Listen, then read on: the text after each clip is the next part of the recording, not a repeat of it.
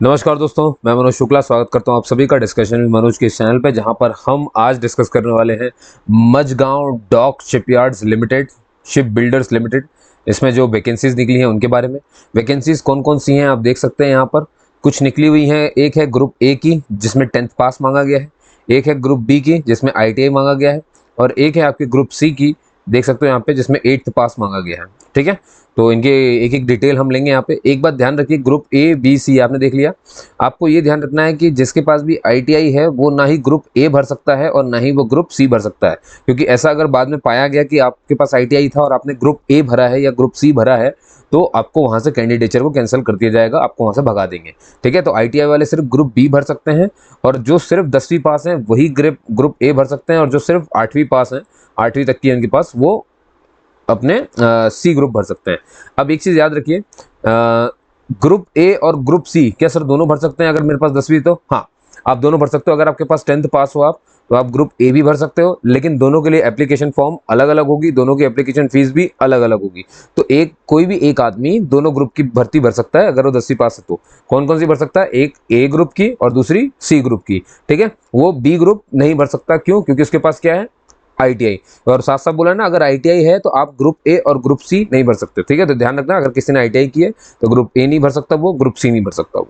ठीक है, लेकिन अगर कोई 10वीं पास है तो वो ग्रुप ए भी भर सकता है और वो ग्रुप सी भी भर सकता है। ठीक है, ये समझ गए होगे आप।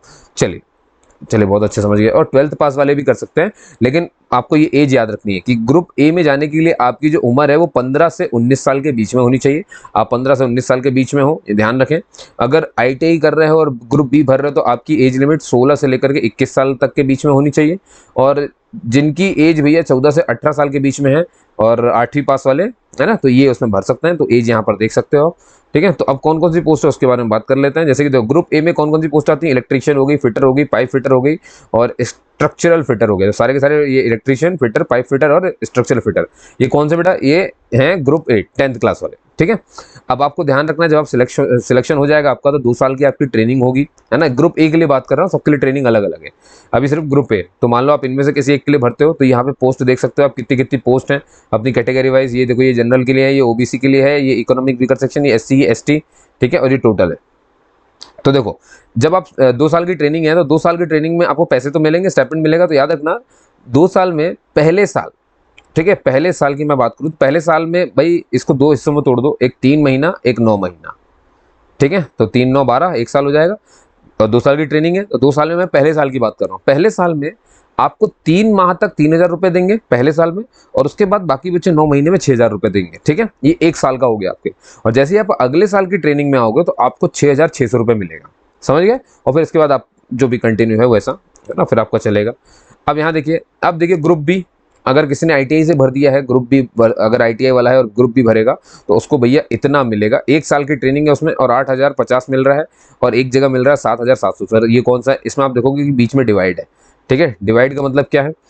8050 किस किस पोस्ट को, कौन कौन सी ITI वाले को मिलेगा? फिटर में अगर ITI है और आप ये वाला ग्रुप भरते हैं तो आपको 8050 मिलेंगे। इलेक्ट्रीशियन ITI चलेगा, ICTSM ITI उसके लिए, और कौन सा बचा है? एक आपका मैकेनिक वाला। ठीक है, अब लेकिन जो पाइप फिटर से ITI है, जो वेल्डर ITI है, जो computer operator and programming assistant से ITI करके बैठे हैं, और कारपेंटर से करके बैठे हैं, तो इनको, इतने वालों को मिलेगा इतना रुपए।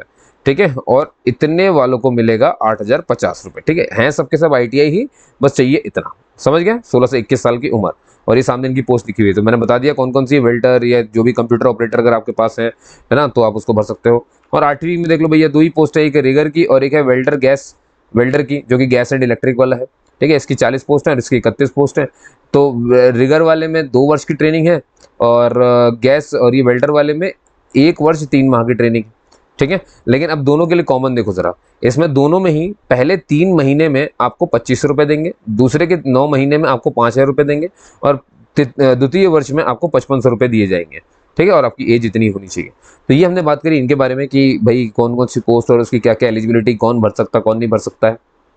ठीक है, अभी फीस की बात करेंगे, फीस सब, और टोटल पोस्ट आप देखेंगे कि इतने लोगों की वैकेंसी इसमें होनी है। ठीक है, तो आपको एज समझ में आ गया, सब समझ में आ गया। सर अब दिक्कत है, ये ध्यान रखना कि मझगांव डॉक, ये जो है भैया डॉकयार्ड रोड यानी मझगांव, ये मुंबई में है ना। अब इसमें से सिलेक्शन होगा कैसे, ये तो हम समझ गए कि हमें क्या क्या चाहिए अगर ये पोस्ट में जाना है तो, ठीक है, एलिजिबिलिटी समझ में आ गई। अब सिलेक्शन कैसे होगा ये देखो जरा। और एक चीज़ और याद रखिए, एज में छूट मिलेगी, जैसे एससी एसटी को मिलती है 5 साल की छूट, और ओबीसी को मिलती है 3 साल की छूट, और दिव्यांग को मिलती है 10 साल की छूट, तो वो छूट तो मिलेगी ही आपको। और यहाँ पर एजुकेशन क्वालिफिकेशन को थोड़ा सा और अच्छे से बताया है कि भाई जैसे मान लो आप इलेक्ट्रीशियन, फिटर और स्ट्रक्चरल फिटर भरना चाहते हो, मालूम है ना कौन है ये ग्रुप ए 10वीं वाले, आईटीआई वाले नहीं भर सकते, इसको ध्यान रखना है ना। सोचो कि आप फिटर लिखा और आप आईटीआई तो नहीं, अगर ग्रुप ए की ये वैकेंसी है, जैसे कि इलेक्ट्रीशियन आपने देखा होगा एक आईटीआई वाले में भी ग्रुप बी में है और ग्रुप में भी है, ए में भी है। तो अगर आपके पास आईटीआई है तो आपको ग्रुप बी ही भरना पड़ेगा, और अगर आईटीआई नहीं है 10वीं पास हो तो फिर आप यहाँ का इलेक्ट्रीशियन भर सकते हो। और यहाँ पे बोला मिनिमम 50% तो चाहिए ही चाहिए भैया, ठीक है, ध्यान रखना। और दूसरी बात, आपसे बोला तो है 10वीं, लेकिन 10वीं में कौन सा 10वीं, जनरल साइंस भी पढ़ा हो और मैथमेटिक्स भी पढ़ा हो, तो कोई भी पढ़ता ही है ना। चलो बहुत बढ़िया। द कैंडिडेट शुड हैव, यानी मैथ साइंस का बंदा होना चाहिए भाई, है ना। चलो ठीक है, तो पाइप फिटर अब देखो यहाँ पर, और ये जो पाइप फिटर है ग्रुप ए का, इसके लिए भी वही एसएससी और 50% मार्क्स हो गए।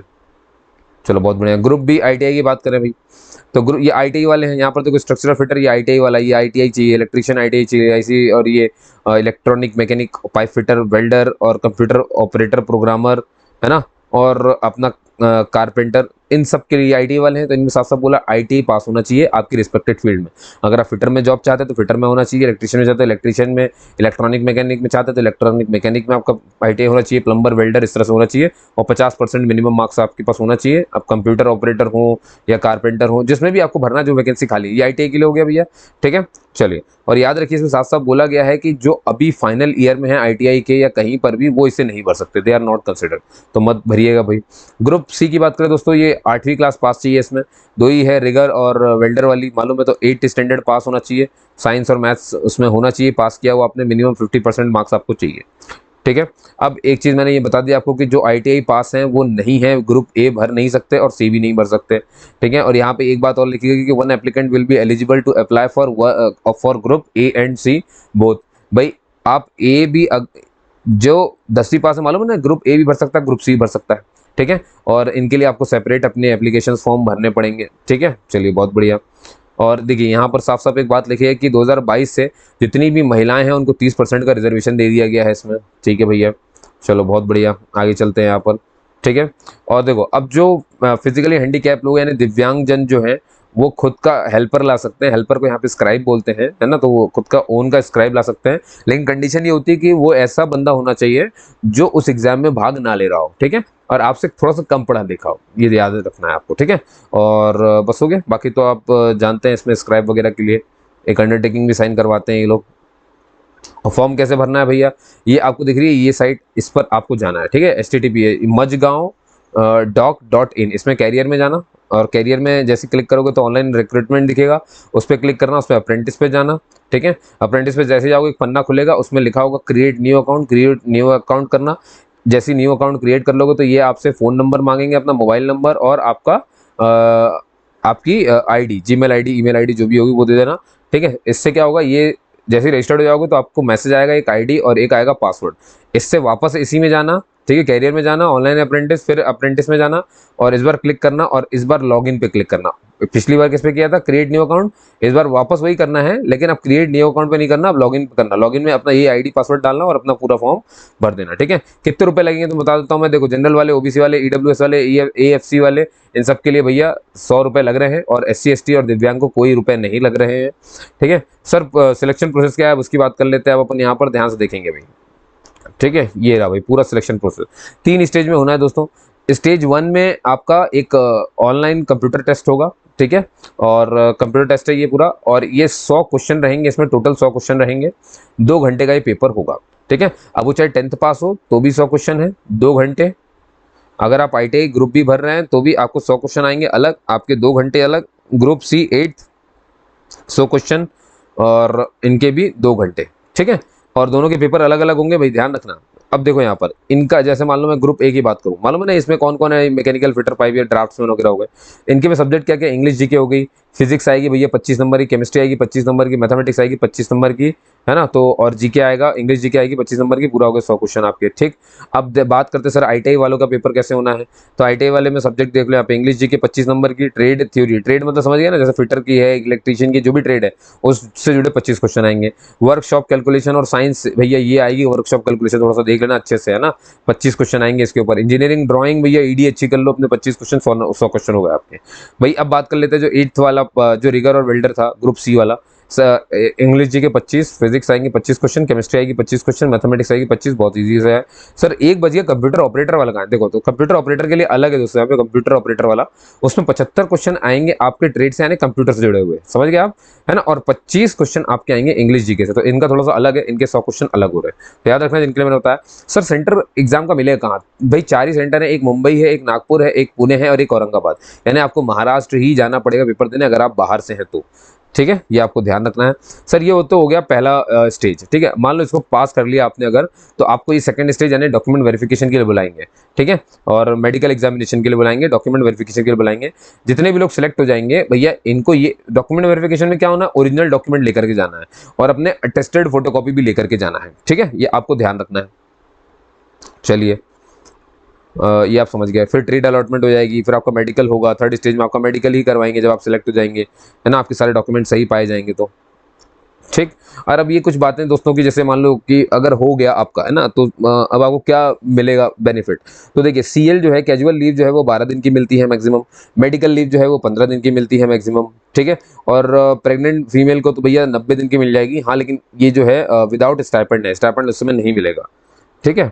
और देखो ये बोला गया है कि आपकी अटेंडेंस मिनिमम 200 दिन की तो होनी ही चाहिए एक साल में, है ना, प्रैक्टिकल मिला करके और थ्योरी मिला करके, इतना हो गया, ठीक।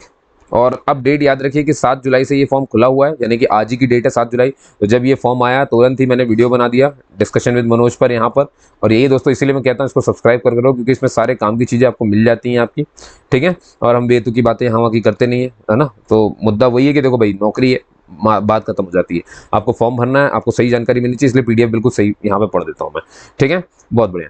और देखो ये 6 जुलाई को ये पब्लिश हुआ था, और देखो आज हम इसे पढ़ना शुरू करना, और 21 जुलाई दोस्तों लास्ट डेट है, और 30 जुलाई को इन्होंने दिया है कि ऑनलाइन एग्जामिनेशन हो सकता है, तो इस हिसाब से अपना भैया तैयारी रखें, ठीक है दोस्तों। तो उम्मीद करता हूँ आपको समझ में आया होगा, है ना। कोई भी बाकी दिक्कत रहे तो आप मुझे ठीक है ना चाहिए मैसेज कर सकते हो, मैसेज मतलब कमेंट कर सकते हो। और दोस्तों वीडियो अच्छी लगी तो सब्सक्राइब करके जाना, शेयर लाइक जरूर करना, ठीक है। बाकी सब आपको ही का प्यार है, ठीक है दोस्तों। तो आपने भी सुना उसके लिए बहुत बहुत धन्यवाद। तब तक के लिए जय हिंद, जय भारत, और जरूर भरिए, ठीक है। और कोई भी दिक्कत हो तो मुझसे जरूर पूछिए। चलिए टाटा बाय बाय।